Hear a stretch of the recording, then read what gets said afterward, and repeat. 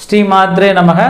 ஸ்ரீ தென்முக வாராகி திருக்கோயில் ராஜபாளையத்தில் இருக்கக்கூடிய கலங்காப்பரி என்ற இடத்துல ரொம்ப அற்புதமாக அமைஞ்சிருக்கு. இதுக்கான திருப்பணிகள் தொடர்ந்து நடந்துகிட்டு இருக்கு. இப்போ அடுத்தடுத்த வேலைகள் நடந்துட்டு இருக்கு.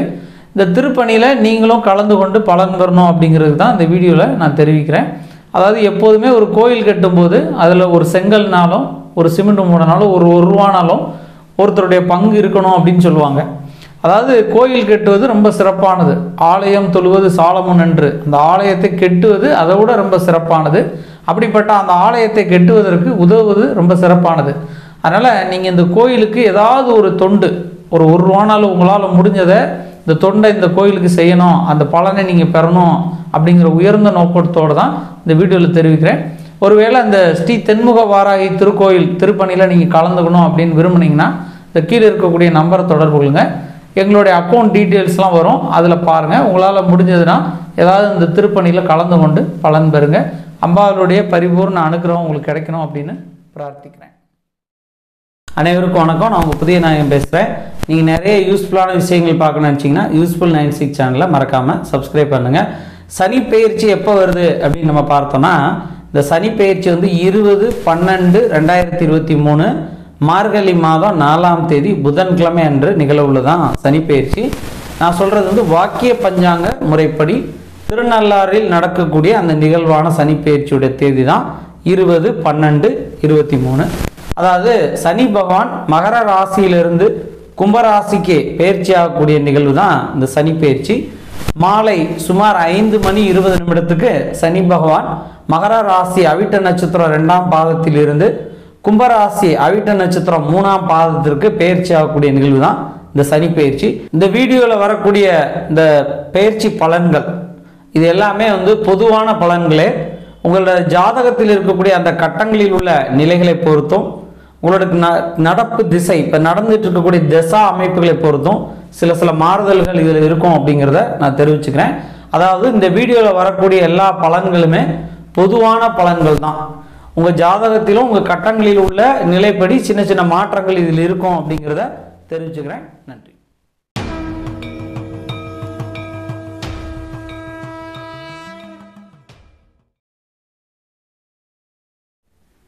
அனைவருக்கும் வணக்கம். நான் உங்கள் புதிய நாயகம் பேசுகிறேன். நீங்கள் நிறைய யூஸ்ஃபுல்லான விஷயங்கள் பார்க்கணும்னு நினச்சிங்கன்னா மறக்காமல் நம்ம யூஸ்ஃபுல் 96 சேனலை சப்ஸ்கிரைப் பண்ணுங்கள். ஏற்கனவே நம்ம சனி பெயர்ச்சி பற்றி வீடியோ வெளியிட்டிருந்தோம். அதை நிறைய பேர் பார்த்துட்டு ரொம்ப பயனுள்ள வகையில் இருந்தது அப்படின்னு சொன்னாங்க. அவங்களுக்குலாம் என்னோட நன்றி. இதில் என்ன பார்க்க போகிறோம்னா, இந்த சனி பெயர்ச்சினால் தீமையை பெறக்கூடிய ராசிகள், நம்ம கெடுதல் வரக்கூடிய ராசிகள் என்னென்ன, பரிகாரம் செய்ய வேண்டிய ராசிகள் என்னென்ன, இதுதான் நிறைய பேர் கேட்டுகிட்டே இருக்காங்க. சரி, பரிகாரம் பண்ண வேண்டிய ராசிகள் அப்படின்னு பார்த்தோன்னா ஒரு 6 ராசிகள் பரிகாரம் பண்ண வேண்டிய ராசிகளாக இருக்குது. அது என்னென்ன அப்படின்னு பார்த்தோம்னா, கடக ராசி, சிம்ம ராசி, விருச்சிக ராசி, மகர ராசி, கும்ப ராசி, மீன ராசி என்ற இந்த 6 ராசிகளும் பரிகாரம் செய்ய வேண்டிய ராசிகள். அதாவது தீமைகளை பெறுறாங்க அந்த ராசிகள்லாம். அவங்களாம் கண்டிப்பாக பரிகாரங்கள் செய்து அதுக்கான இந்த பலன்களை பெறணும் அப்படின்னு அன்போடு கேட்டுக்கிறேன். இந்த ராசிகளை பற்றி ஏற்கனவே நம்ம தனித்தனியாக வீடியோ வெளியிட்டிருக்கோம். அது நீங்கள் ஒரு வேளை பார்க்கல அப்படின்னா கீழே டிஸ்கிரிப்ஷனில் கொடுத்துருக்கேன். அந்த லிங்க்கில் போய் கிளிக் பண்ணி பாருங்கள். உங்களோட ராசிக்கு சனினால் என்னென்ன மாதிரியான பாதிப்புகள் வரும், என்னென்ன மாதிரியான நன்மைகள் வரும் அப்படிங்கிறத பார்த்துக்கலாம். மறக்காமல் நம்ம யூஸ்ஃபுல் 96 சேனலை சப்ஸ்கிரைப் பண்ணுங்கள். நீங்கள் சப்ஸ்கிரைப் பண்ணிங்கன்னா தான் இந்த வீடியோவோட பலன்கள் மட்டும் இல்லாமல் நாங்கள் அடுத்தடுத்து போடக்கூடிய அடுத்தடுத்த வீடியோ பலன்களையும் நீங்கள் பெற முடியும். நன்றி. கடக ராசிக்கு இந்த சனி பெயர்ச்சி எப்படி இருக்குது அப்படின்னு நம்ம பார்த்தோன்னா, இதுவரைக்கும் கடக ராசிக்கு 7ஆம் வீடான கண்ட சனியாக இருந்து வந்த சனி பகவான் அதிலிருந்து விலகி 8ஆம் இடமான அஷ்டமஸ்தானத்தில் வந்து அமர்கிறார். பொதுவாக வந்து சொல்லுவாங்க, அஷ்டம சனி நடக்கும் காலத்தில் திருமணம் தடைப்படும், திருமணத்தில் குழப்பங்கள் நிகழும், பிரச்சனைகள் வரும் அப்படின்னு சொல்லுவாங்க. அதனால் கடக ராசிக்கு 8ல் அட்டமத்தில் சனி வருகிறார். இந்த அட்டமம் அப்படின்னாலே என்னென்னா குழப்பங்கள் அப்படின்னு சொல்லுவாங்க. இந்த 8ஆம் இடத்தை ஆயுள் ஆரோக்கிய ஸ்தானம் அப்படின்னு சொல்லுவாங்க. ஆரோக்கியத்திலும் ஆயுளிலும் குழப்பங்களை நிகழ்விக்கக்கூடிய அந்த இடம் தான் 8ஆம் இடம். அதே போல் அஷ்டம சனி நடக்கும் காலத்தில் நம்ம பாதி பைத்தியமாயிடுவோம். மனக்குழப்பங்கள், மன எரிச்சல், மன குமுறல்கள் ஏற்படும். அதே போல் வீணான அலைச்சல்கள், வீண் விரைய செலவுகள், தூக்கமின்மை, மனக்குழப்பங்கள், சண்டை சச்சரவுகள், வாக்குவாதங்கள், பகை உணர்வு ஏற்படும். அதாவது நம்ம ஒரு விஷயத்தை செய்யலாம்னு நினச்சாலே அந்த விஷயத்துக்குள் குழப்பங்கள், தடைகள், ஏண்டா நம்ம இதை ஆரம்பித்தோம், ஏண்டா இதை நம்ம செஞ்சோம் அப்படிங்கிற அளவுக்கு நமக்கு மன விரக்திகளை தரும். மன சஞ்சலங்கள், மனக்கோபங்கள், மனப்பதட்டங்கள் கண்டிப்பாக ஏற்படும். அதனால் கடக ராசியை சேர்ந்தவங்க மன விஷயத்தில் ரொம்ப கவனமாக இருக்கணும். எந்த ஒரு முடிவாக இருந்தாலும் சுயமாக எடுக்கணும். அவர் சொன்னார், நான் அவர் சொன்னதுனால செஞ்சேன், இவர் சொன்னார் செஞ்சேன் இல்லாமல் நாமே சொந்தமாக இது சரி, இது தப்பு, இது செய்கிறேன், வேணும் வேண்டாம், நல்லது கெட்டது அப்படின்னு பகுத்தாய்து இது உறுதியாக நான் செய்வேன், உறுதியாக செய்ய மாட்டேன் முடிவு எடுத்து செய்ய வேண்டும். ஏன்னா முடிவு எடுப்பதில் குழப்பம், காலதாமதம் ஏற்படும், ஞாபக மறதி ஏற்படும். ஏதாவது ஒரு பொருட்களை எடுத்துகிட்டு போகிறச்சே மறதி ஏற்படும். அதனால் ஒரு முறைக்கு 2 முறை நம்ம செக் பண்ணிக்கணும். அது மாதிரி யாருக்காவது பணம் கொடுத்தா கூட நம்ம எண்ணி பொறுமையாக எவ்வளோ ரூபா கொடுக்குறோம் அப்படின்னு பார்த்து நிதானித்து கொடுக்க வேண்டும். அவசரத்திலோ அவசர கதியாகவோ எந்த ஒரு காரியங்களும் செய்யக்கூடாது. ஒரு விஷயம் நம்ம செய்யும்போது தடை வரும்போது அந்த தடையை எதிர்கொள்வதற்கான பக்குவ நிலைக்கு முக்கிய காரணம் பதட்டமின்மை, நிதானம். இந்த 2 தான் அவசியம். அதனால் கடக ராசியை பொறுத்த மட்டும் அஷ்டம சனி காலம். இந்த அஷ்டம சனி காலத்தில் நம்ம நிதானமாக பொறுமையாக பதறாமல் ஒவ்வொரு விஷயங்களும் செஞ்சோம்னா அந்த காரியங்கள் வெற்றி அடையும். இந்த அஷ்டம சனியோட தாக்கத்தை நீக்கக்கூடிய தெய்வம் அப்படின்னு பார்த்தோம்னா விநாயகரும் ஆஞ்சநேயரும். விநாயகரையும் ஆஞ்சநேயரும் நம்ம வழிபட்டோம்னாலே நமக்கு இந்த சனி பகவானால் வரக்கூடிய பாதிப்புகள், குழப்பங்கள் நீங்கும். நிறைய பேர் கேட்குற ஒரு விஷயம், சார் அஷ்டம சனி வந்துருச்சு, இதனால் நம்ம பிரச்சனை தானே சார் அப்படிம்பாங்க. எப்போது உங்களுக்கு அஷ்டம சனி வந்துருச்சுன்னு நீங்களே தெரிஞ்சுக்கிறீங்களோ அப்போவே அந்த சனியோட வேகம் குறைஞ்சிருச்சு அப்படின்னு அர்த்தம். எங்கள் குருநாதர் சொல்லுவாங்க, 7.5 சனி நடக்கு, அஷ்டம சனி நடக்கு, கண்டச்சனி நடக்கு, விரயச்சனி நடக்கு அப்படின்னு ஒருத்தருக்கு தெரிஞ்சிட்டாலே அந்த சனியோட பாதிப்புகள் நமக்கு வெகுவாக குறைஞ்சிரும். எப்போது ஒருத்தருக்கு சனியினால் தொந்தரவு வருகிறது அப்படிங்கிறத அவர் முழுமையாக அறிந்து கொண்டு உணர்கிறாரோ அவருக்கு சனியினால் பாதிப்பு இருக்காது. அதனால் கடக ராசியை சேர்ந்தவங்க பக்கத்தில் இருக்கக்கூடிய ஆஞ்சநேயர் சன்னதியிலோ விநாயகர் சன்னதியோ சென்று கண்டிப்பாக உங்கள் பேரில் அர்ச்சனை செய்யுங்க. ஆஞ்சநேயருடைய மந்திரமான ஸ்ரீராம ஜெயம் எழுதலாம். ஆஞ்சநேயருக்கு பிடித்தமான மந்திரங்கள், அல்லது ஓம் கம் கணபதியே நமக என்று விநாயகருடைய மூல மந்திரத்தை எழுதலாம், எல்லாம் சொல்லலாம், ஜபம் பண்ணிக்கிட்டே இருக்கலாம். ஸ்ரீராம ஜெயம் ஸ்ரீராம ஜெயம் ஸ்ரீராம ஜெயம் ஜபம் பண்ணிக்கிட்டே இருக்கலாம். அல்லது ஓம் கம் கணபதியே நமக, ஓம் கம் கணபதியே நமக, ஓம் கம் கணபதியே நமக அப்படின்னு கணபதியோட மூல மந்திரத்தை நம்ம மந்திரத்தை உரு ஏற்றணும். இப்படி ஜபம் பண்ண பண்ண பண்ண இந்த சனியினால் வரக்கூடிய பாதிப்புகள், கெடுதல்கள், குழப்பங்கள் எல்லாம் நீங்கி சுபிட்சமான நன்மைகள் ஏற்படும். அதனால் கடகராசிக்காரங்க ஒன்றும் பயப்பட வேண்டாம். விநாயகர் ஆஞ்சநேயர் வழிபாடு செய்யுங்க. சனியினால் வர பாதிப்புகளிலிருந்து விலகுவீங்க. இந்த கடகராசியை சேர்ந்த எல்லோருக்கும் சனியினால் வரக்கூடிய பாதிப்புகள் நீங்க வேண்டும் என்று நானும் விநாயகர் பெருமானை பிரார்த்திக்கிறேன். சிம்ம ராசிக்கு இந்த சனி பெயர்ச்சியினால் என்ன மாதிரி பலன்கள் அப்படின்னு நம்ம பார்த்தோம்னா, இதுவரைக்கும் 6ஆம் இடமான ருணரோக சத்துருஸ்தானத்தில் இருந்து வந்த சனி பகவான் அதிலிருந்து பெயர்ச்சியாகி கண்டச்சனியாக வருகிறார். அதாவது 7ஆம் வீட்டில் அமர்கிறார். சமசப்தமாக பார்வைன்னு சொல்லுவாங்க. சில நேரத்தில் 7ல் நேராக சனி பகவான் சிம்மத்தை பார்ப்பார் அப்படின்னு சொல்லுவாங்க. இந்த சனி பகவானோட தன்மை அப்படி பார்க்கும்போது 7ஆம் வீட்டில் சனி அமர்வது கண்டச்சனி அப்படின்னு சொல்லுவாங்க. தடுக்கும் சனி அப்படின்னு சொல்லுவாங்க. கண்டம் அப்படின்னா ஒரு தடை, குழப்பங்கள் அப்படின்னு ஒரு பொருள் உண்டு. குறிப்பாக கணவன் மனைவிக்கிடையில் சண்டை சச்சரவுகள், வீண் வாக்குவாதங்கள், வீண் வம்பு வழக்குகள் வரும்.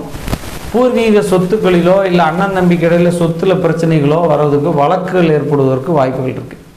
சிம்ம ராசியை பொறுத்த மட்டும் கண்டச்சனி அப்படிங்கிறதோடைய வேகம் ரொம்ப இருக்காது. ஏன்னா சிம்ம ராசியை பொறுத்த மட்டும் சுவாமி சூரியன், அவங்களுக்கு சூரியன் தான் அனுக்கிரகாதிபதி.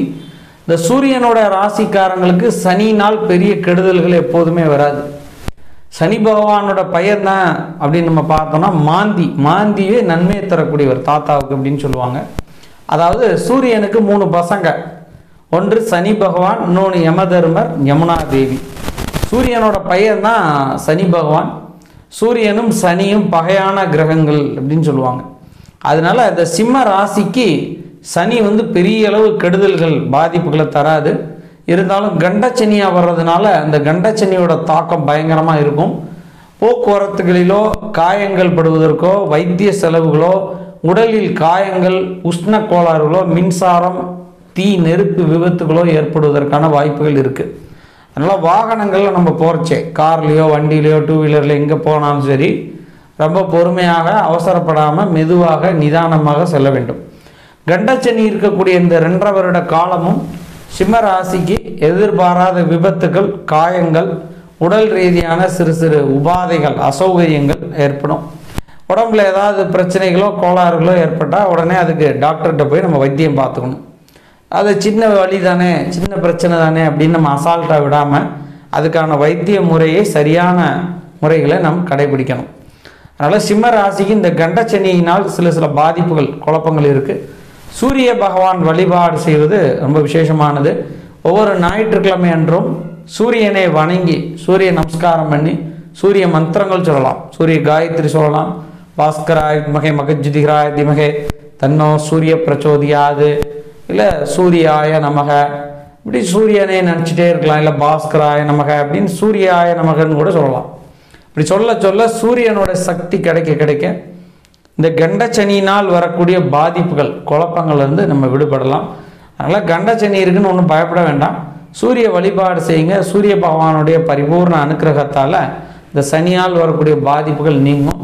நானும் சிம்ம ராசியை சேர்ந்தவர்களுக்கு சூரியனுடைய பரிபூர்ண அனுக்கிரகம் கிடைக்கணும் அப்படின்னு சூரிய பகவானை பிரார்த்திக்கிறேன். நன்றி. விருச்சிக ராசிக்கு இந்த சனி பெயர்ச்சினால என்ன மாதிரியான பலாபலன்கள் அப்படின்னு பார்த்தோன்னா, இதுவரைக்கும் 3ஆம் இடமான சுகஸ்தானத்தில், தைரியஸ்தானத்தில் இருந்து வந்த சனி பகவான் அதிலிருந்து பெயர்ச்சியாகி அர்த்தாஷ்டம சனியாக வருகிறார். அதாவது 4ஆம் வீட்டில் அமர்கிறார். பொதுவாக 4ல் சனி வந்தால் நன்மை தராது அப்படின்னு சொல்லுவாங்க. அந்த வகையில் விருச்சிக ராசிக்கு மிக குழப்பங்கள், தடைகளே ஏற்படும் அப்படின்னு சொல்லலாம். இது வரைக்கும் விருச்சிக ராசிக்கு 3ல் சனி இருந்தால் பெரிய அளவு பாதிப்பு இல்லை. இப்போ 4ல் சனி அமர்கிறார். விருச்சிக ராசிக்கு 4ஆம் வீட்டில் அமர்வது நன்மை இல்லை.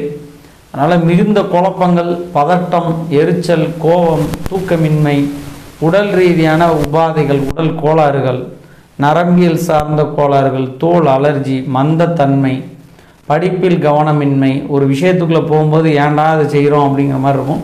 ரொம்ப சோம்பேறித்தனங்கள் ஏற்படும்.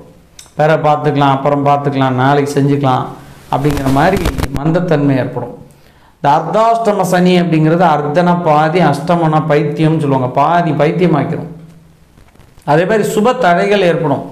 நல்ல காரியங்கள் வரும்போது அந்த நல்ல காரியங்களை தடுத்துகிட்டே இருக்கும். அது திருமணமாக இருக்கலாம், ஒரு வீடு கட்டுறதா இருக்கலாம், அல்லது ஒரு தொழில் தொடங்குவதாக இருக்கலாம். நம்ம எல்லாமே பண்ணணும்னு நினச்சிக்கிட்டே இருப்போம்.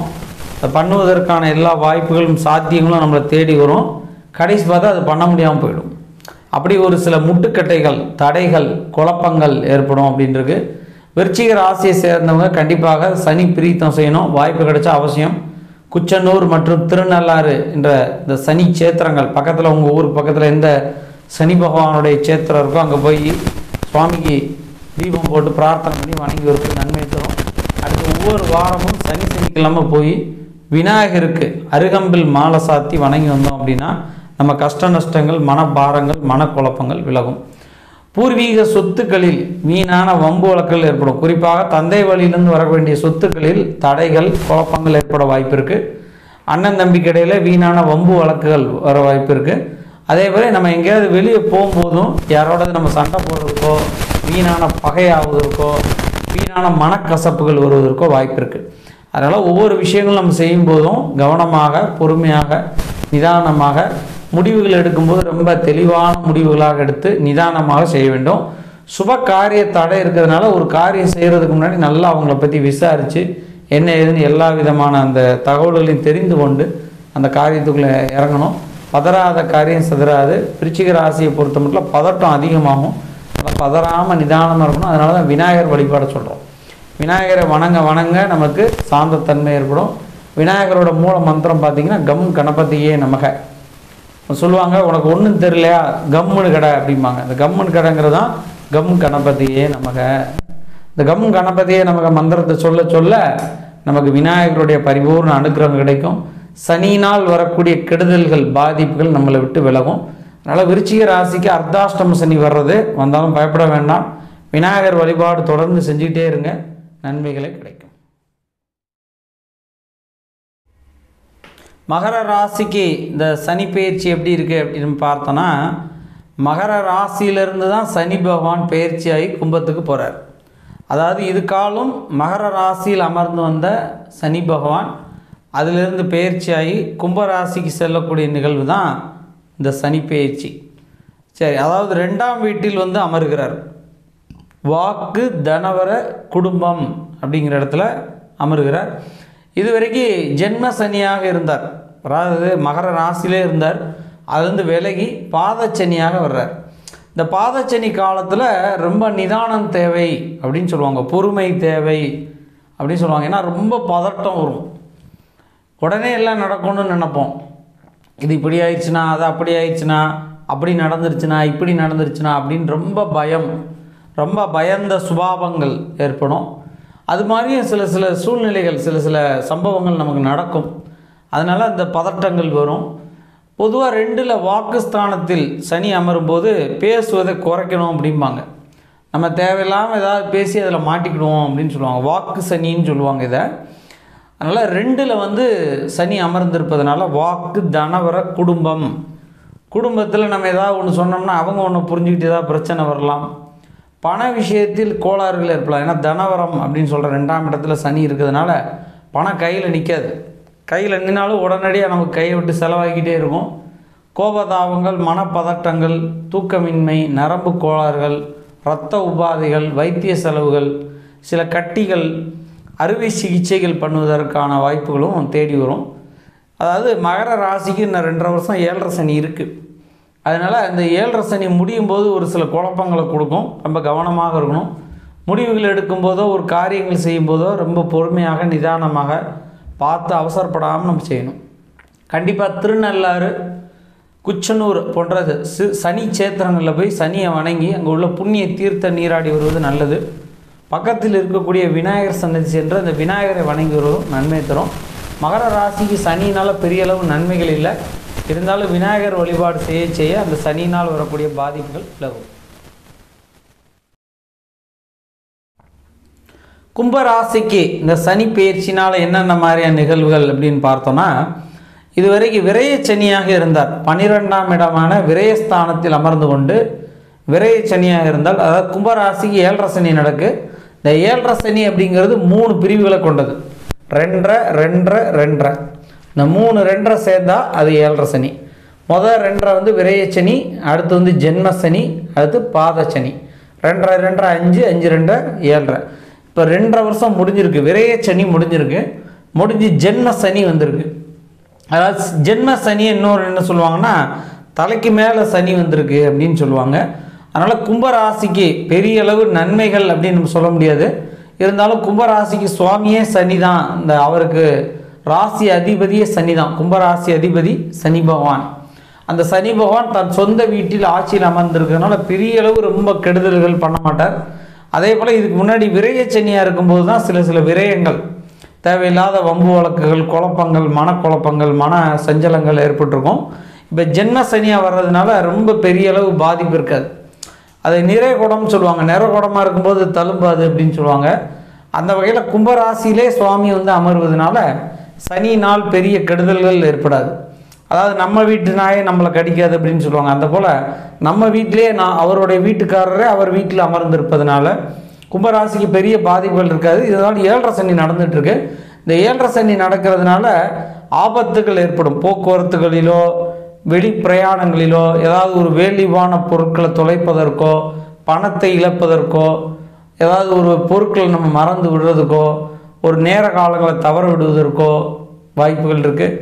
அதே போல் திருட்டுத்தன்மை, நம்ம வீட்டில் வந்து திருட்டுக்கள் ஏற்பட வாய்ப்பு இருக்குது. அதனால் வீடை நல்லா பூட்டி பத்திரமா வச்சுக்கணும். சாவி இந்த மாதிரி விஷயங்களை கரெக்டான இடத்துல வைக்கணும். பொருட்களை பாதுகாப்பாக வைக்கணும். வேலிவான பொருட்களை, விலை மதிப்புள்ள பொருட்களை நல்லா பாதிப்பாக ஏற்படாத வகையில் நல்லா பத்திரமா வச்சுக்கணும். கும்பராசியை பொறுத்த மட்டும் ஜென்ம சனி இருக்கிறதுனால ஒரு பதட்டமான சூழ்நிலைகளை உருவாக்கும். மனதிலும் வெளி வட்டாரங்களிலும் நட்பு ஸ்தானங்களிலும் நமக்கு எதிராக பேசுவாங்க, நம்மளை நிறைய பேர் குறை சொல்லுவாங்க, நம்மளுக்கு பகையாகும் வகையில் சில காரியங்கள் நடக்கும். இருந்தாலும் அதெல்லாமே நம்ம அனுசரித்து பதறாமல் நிதானமாக பொறுமையாக கையாள வேண்டும்.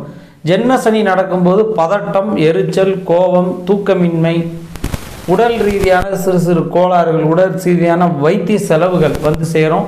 அதுக்கெல்லாம் நம்ம தயாராக இருந்தோம்னா அது நம்மளை விட்டு விலகிடும். எங்கள் குருநாதர் சொல்லுவாங்க, 7.5 சனி நடக்கு அப்படின்னு தெரிஞ்சாலே அந்த சனியோட தாக்கம் விலகிரும்பாங்க. யார் ஒருவருக்கு 7.5 சனி நடக்குன்னு அவருக்கே தெரிகிறதோ, ஐயா எனக்கு 7.5 சனி நடக்குன்னு எவர் ஒருத்தர் உணர்றாரோ அவருக்கு சனினால் பாதிப்பு இல்லைம்பாங்க. அந்த வகையில் நீங்கள் கும்பராசிக்காரங்க எல்லாருக்குமே இப்போ தெரிஞ்சிருச்சு 7.5 சனி நடக்குன்னு. அதுவே பாதி பிரச்சனைகள், பாதி கோளாறுகள் நம்மளை விட்டு விலகும் அப்படிங்கிறதான் என்னுடைய கணிப்பு. பக்கத்தில் இருக்கக்கூடிய குச்சனூர், திருநள்ளாறு இந்த மாதிரி சனி சேத்திரங்களில் போய் புனித நீராடி சனி பகவானை பிரார்த்தனை பண்ணிவிட்டு ஒவ்வொரு சனிக்கிழமையும் விநாயகர், ஆஞ்சநேயரை வணங்கி வருவது இந்த சனியினால் வரக்கூடிய பாதிப்புகள், கெடுதலிலிருந்து நம்மளை காப்பாற்றும். கும்பராசிக்காரங்க ஒன்றும் பயப்பட வேண்டாம். விநாயகர், ஆஞ்சநேயர் வழிபாடு செய்யுங்க. உங்களுக்கு உடல் பலம், மனபலம் ரெண்டு வேணும். ஏன்னா ஜென்ம சனி நடக்கும்போது உடல் பலமும் குறையும், மனபலமும் குறையும். இந்த ரெண்டையும் தரக்கூடியவர் ஆஞ்சநேயர், விநாயகர். இந்த ரெண்டு பேரையும் வணங்குனீங்கன்னா உங்களுக்கு உடல் பலம், மனபலம் கிடைக்கும். அதனால் இந்த வீடியோ பார்த்துட்டு இருக்க எல்லாரும் ஒன்றும் பயப்பட வேண்டாம். ஆஞ்சநேயர், விநாயகர் வழிபாடு செய்யுங்க. உடல் பலம், மனபலம் கிடைக்கும். மீன ராசிக்கு சனி பயிற்சியினால் என்னென்ன மாதிரியான பாதிப்புகள் ஏற்படும், என்னென்ன மாதிரியான பலன்கள் ஏற்படும் அப்படின்னு பார்த்தோம்னா, சனி பயிற்சி அப்படிங்கிறதுல முக்கிய பங்கு கொள்ளக்கூடிய ராசி அப்படின்னு பார்த்தா மீன ராசி. ஏன்னா மீன ராசிக்கு 7.5 சனியுடைய தொடக்கம் தான் இந்த சனி பயிற்சி. இது வரைக்கும் மீன ராசிக்கு சனி பகவான் வந்து லாபஸ்தானம் சொல்லப்படுற 11ஆம் வீட்டில் அமர்ந்திருந்தார். அந்த லாபஸ்தானத்திலிருந்து விலகி 12ஆம் இடமான விரயஸ்தானத்தில் அமர்கிறார். அதாவது மீன ராசிக்கு விரய சனியாக வருகிறார். மீன ராசிக்கு 7.5 சனி தொடங்கிட்டது. 7.5 வருடங்கள் இந்த சனியால் சில கோளாறுகள், சில தொந்தரவுகள் ஏற்படும். இந்த 7.5 சனிங்கிறது 3 பார்ட்டுங்க. 2 2 2 இந்த 3 2 சேர்த்தா 7.5, 2 2 5, 5 2 7. அதாவது முதல்ல விரயச்சனி, அடுத்து ஜென்மசனி, அடுத்து பாதச்சனி என்ற அந்த 3 கட்டங்களை கடக்க வேண்டும். அந்த வகையில் மீன ராசிக்கு முதல் இப்போ வந்திருக்கக்கூடியது விரயச்சனி. விரயச்சனினா என்ன அப்படின்னா, தேவையில்லாத செலவுகள் ஏற்படும். குறிப்பாக யார்கிட்டையாவது பணம் கொடுக்கல் வாங்கல் வைத்து கொண்டு ஏமாற வேண்டி வரும். அதனால் யாருக்கும் பணம் கொடுப்பதோ, யாருக்கும் நல்லது பண்ணுறதோ, தர்மம் பண்ணுறதோ, உதவி பண்ணுறதோ அப்படின்னு சொல்லி நம்ம ஏமாறுவதற்கு வாய்ப்புகள் அதிகமாக இருக்குது. அதனால் அவங்கவுங்களுடைய கர்மாவை அவங்கவுங்க அனுபவிக்கிறாங்க அப்படின்னு சொல்லிட்டு நம்ம விட்டுட்டு நம்முடைய வேலைகளை நாம் பார்ப்பது நன்மை தரும். அதனால் இந்த 7.5 சனியில் விரய சனியாக இருக்கிறதுனால சுப காரியங்கள் எதுவும் செய்யும்போது அந்த சுப தடைகள் வரும். இப்போ வீடு வாங்கலாம்னு நினைக்கிறோம் அப்படின்னா ஒரு 10 லட்ச ரூபா வீடை நம்ம 15 லட்சத்துக்கு வாங்கிடுவோம். அது ஒரு விரயம்தான்.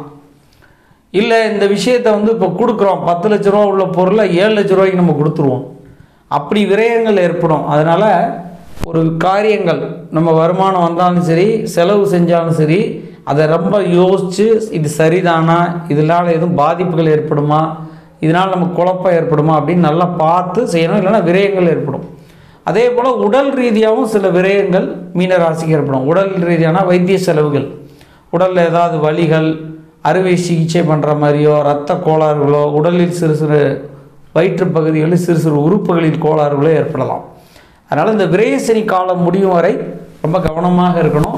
விரயசனி காலம் தொடங்குறது, அதாவது 7.5 சனி தொடங்குறதுனால பக்கத்தில் ஏதாவது சனியோட சேத்திரங்கள் உங்கள் ஊர் பக்கத்தில் இருந்தால், குச்சனூர், இந்த திருநள்ளாறு இந்த மாதிரி சனி சேத்திரங்கள் இருந்தால் அங்கே போய் புனித நீராடி சனி பகவானை வணங்கி பிரார்த்தனை பண்ணிட்டு வாங்க. ஒவ்வொரு வாரமும் சனிக்கிழமை பக்கத்தில் இருக்கக்கூடிய விநாயகர் சன்னதிக்கோ அல்லது ஆஞ்சநேயர் சன்னதிக்கோ போங்க. குளக்கரையில் இருக்கக்கூடிய விநாயகராக இருந்தால் ரொம்ப விசேஷமானது. விரயச்சனி நடக்கும்போது குளத்தங்கரைக்கு பக்கத்தில் குளம் இருக்கும், அதுக்கு எதிர்த்தாப்பில் விநாயகர் இருந்தால் அந்த விநாயகரை வணங்கி வந்தால் ரொம்ப ரொம்ப விசேஷமானது. அதனால் சனிக்கிழமை போய் விநாயகர் வணங்கி வந்தீங்கன்னா உங்களுக்கு வரக்கூடிய தடைகள் நீங்கன்னா, காரிய தடைகளை நீக்கக்கூடியவர் கணபதி.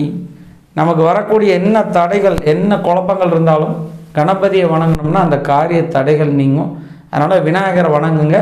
மீன ராசிக்கு விரயச்சனியினால் வரக்கூடிய பாதிப்புகளை நீக்கக்கூடியவர் விநாயகரை வணங்கினீங்கன்னா அந்த விரயச்சனியினால் வரக்கூடிய பாதிப்புகளிலிருந்து நீங்கள் விடுபட முடியும்.